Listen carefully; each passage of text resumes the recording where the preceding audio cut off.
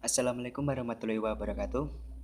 Perkenalkan, nama saya Wahyu Muhammad Firdaus dengan NIM A320200067 dari kelompok 2. Di sini akan saya jelaskan tentang bagian bab 2 dan saya menjelaskan bagian nomor 2, yaitu cognitive development. Cognitive development dipecah lagi, yaitu 1. The brain, 2. Piaget's theory, 3. Vygotsky theory. The first, the brain. Ada bagian yaitu A. Development of neurons and brain, atau perkembangan neuron dan otak. Jumlah dan ukuran ujung-ujung saraf otak akan terus meningkat setidaknya hingga remaja. Beberapa otak dalam ukuran juga disebabkan oleh proses pengumpulan banyak sel di otak. Proses ini meningkatkan kecepatan informasi yang dikirim melalui sistem saraf di daerah otak penting dalam fokus perhatian tidak lengkap sampai 10 tahun. Implikasi dari pengajaran adalah bahwa anak-anak akan kesulitan untuk memusatkan perhatian mereka dan mempertahankannya untuk waktu yang lama di masa kanak-kanak, namun perhatian mereka akan meningkat sewaktu mereka bergerak selama tahun-tahun sekolah dasar. Dan bagian B, brain development in middle and late childhood, atau perkembangan otak pada anak-anak pertengahan dan akhir. Menstabilkan volume otak pada akhir dan pertengahan masa kanak-kanak, tetapi perubahan signifikan dalam berbagai struktur dan daerah-daerah otak terus terjadi.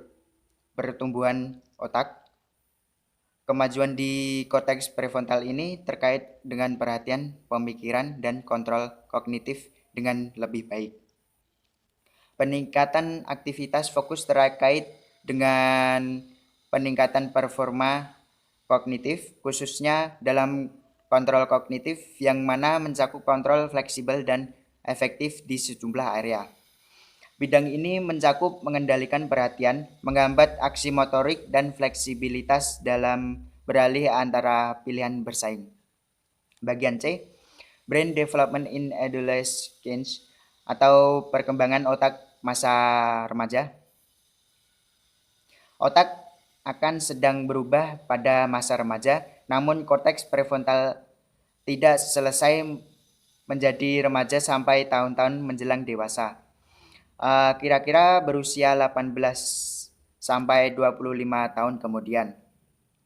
Hal ini dapat beresiko tentang impulsif atau penyalahgunaan masih dalam pembangunan selama masa remaja, atau pertimbangan interpretasi atau komunikasi ini tentang perkembangan emosi dan kesadaran di masa remaja. Bagian D, lateralization. Lateralisasi adalah spesialisasi fungsi di setiap bagian dan belahan otak kiri dan kanan. Kebanyakan individu tutur kata dan tata bahasa dinyatakan belahan otak kiri. Tetapi tidak semua proses bahasa dilakukan di belahan otak kiri. Di belahan otak kanan adalah dapat menyesuaikan diri untuk pemrosesan bahasa, dan orang normal mencakup komunikasi antara kedua sisi otak, dan beberapa ungkapan mengklaim otak kiri logis dan otak kanan kreatif. Bagian E, plasticity atau kelihatan. Pengalaman anak-anak dapat mempengaruhi bagian otak mereka berkembang karena adanya melibatkan di lingkungan belajar optimal dan dapat merangsang perkembangan otak, pembentukan otak yang luar biasa, dan kemampuan untuk beradaptasi. Bagian F, the brain and children's education, atau otak dan pendidikan anak-anak. Baik pengalaman di masa awal maupun di kemudian hari, termasuk pengalaman pendidikan, sangat penting dalam perkembangan otak.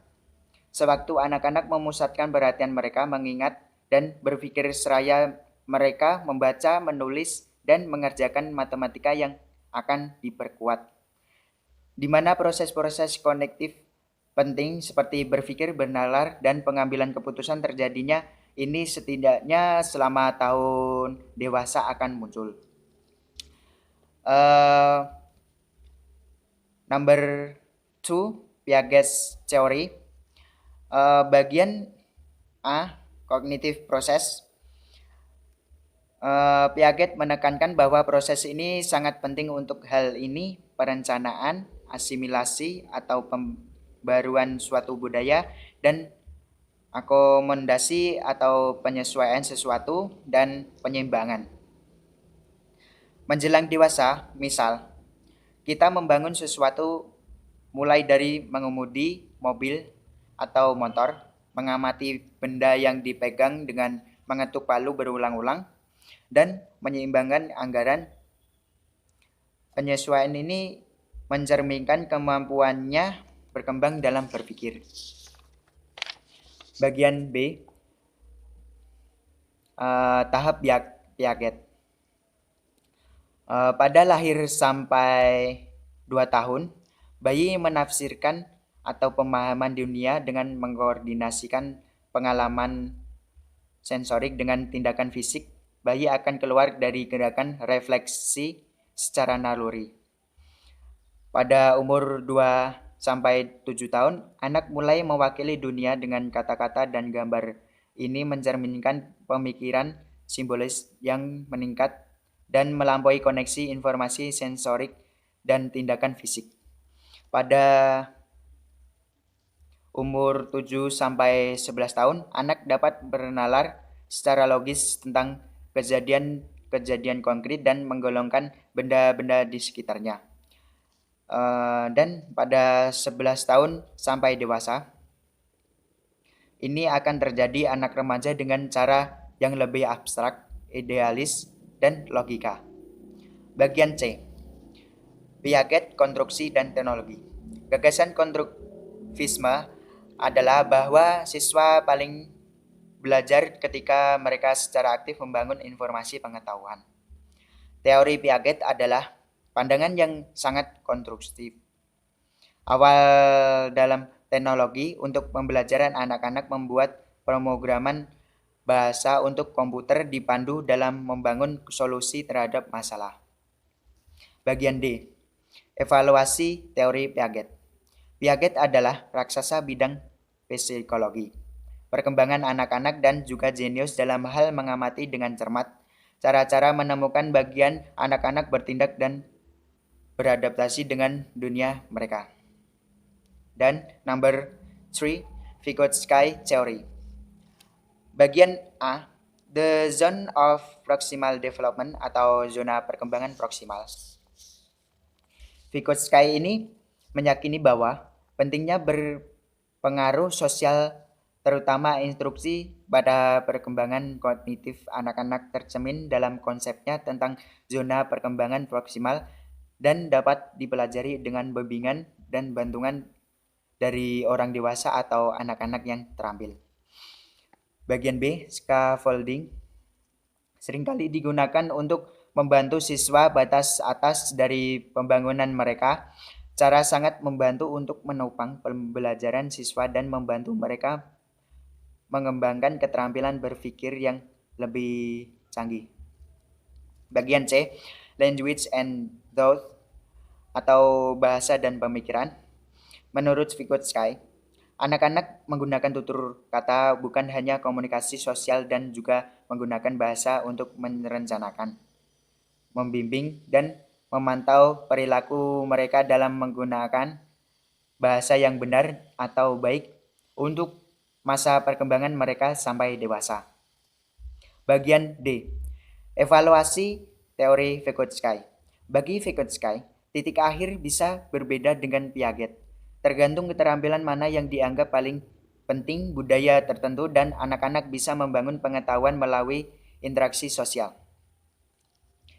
Dan terakhir, ada beberapa perbandingan yaitu dari konteks sosial kultural dari Piaget, strong emphasis atau penekanan yang kuat. Dari Vygotsky, little emphasis atau kecil sekali.